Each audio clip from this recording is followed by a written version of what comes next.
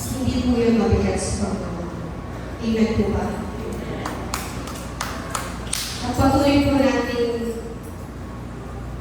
ipagkatiwala sa Kanyang lahat. Kasi kung tayo po talaga, wala po tayo magagawa. Pero pag binigay po natin ng buo sa Panginoon, totally, isinuko po natin sa Kanya lahat ng mga bigat sa puso natin. Mararanasan po natin ang tunay na kapayapaan, ang tunay na kaligayahan na hindi po kaya ibigay ng kahit anong mahalagang pera. Amen po ba? Kaya po sa umaga ito, mga kapatid, ibigay po natin ang puso natin sa wala na tayo gawin na isip o hanapin pa, kundi ang kalooban niya. Naisip na maraming ang presensya lamang ang ating laging pupuntahan.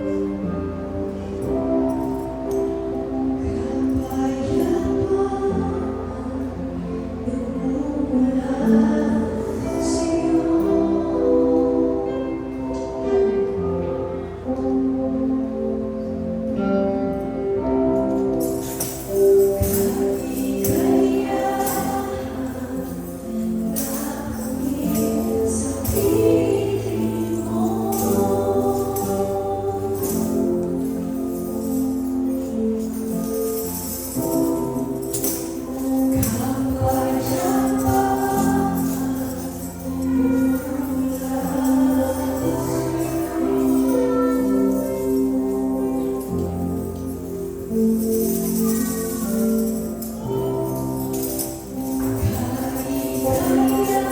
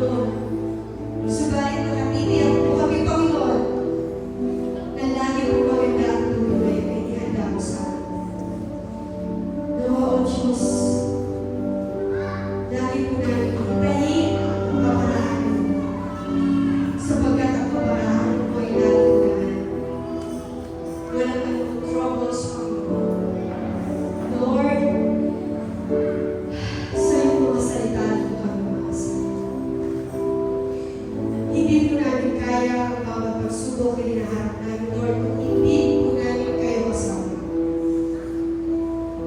Wala po kami magagawa, Lord.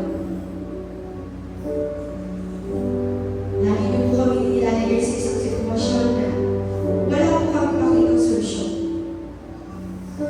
Pero dahil ang nais po kami noon ay matutunan po namin lumakad ayon sa iyong salita. Nais po kami noon na mas tumatag ang aming pananampalataya sa iyo. Panginoon, salamat kung hindi po dahil sa iyong mga salita.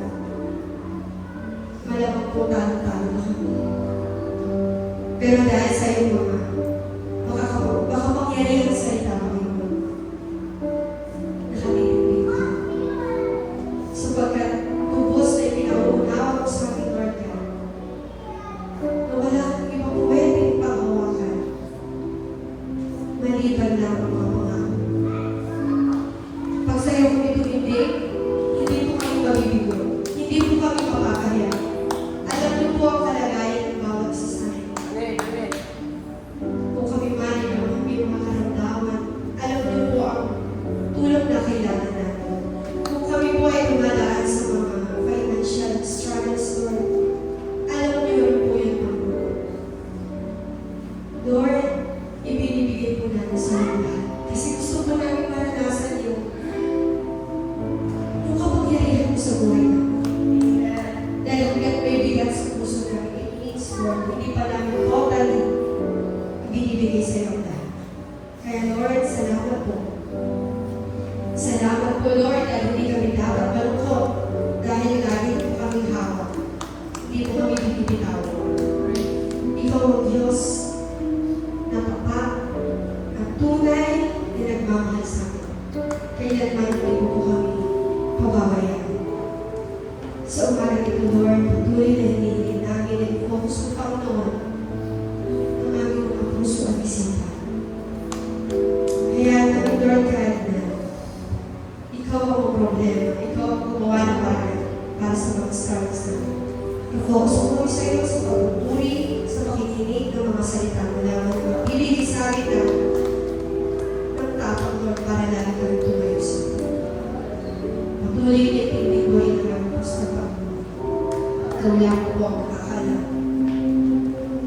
ng mga salitang naralatan na ipanawag na sa kanyang bibig, Panginoon. Puspusin mo siya, Panginoon, ng iyong grasya, ng wisdom na nagmumula lang sa iyo. Huwag mo namin sayangin ang bawat pagkakataon na kami ay malayang nakapakinig sa iyo. Kami ay malayang nakapagpupuri sa iyo, Panginoon. Salamat po, Diyos. Malangin namin, Lord, na higit sa lahat. Hangarin namin, Lord God, ang Panginoon. Hangarin namin, Lord God, na laging magtiwala at umasa sa iyo. Lord, ibinibigay namin namin sa iyo lahat. Sa iyo ang lahat ng papuri, pasasalamat at pagsamba. Sa tanging pangalan ni Jesus, na aming Panginoon at tagapagligtas na lahat ng bansa. Amen.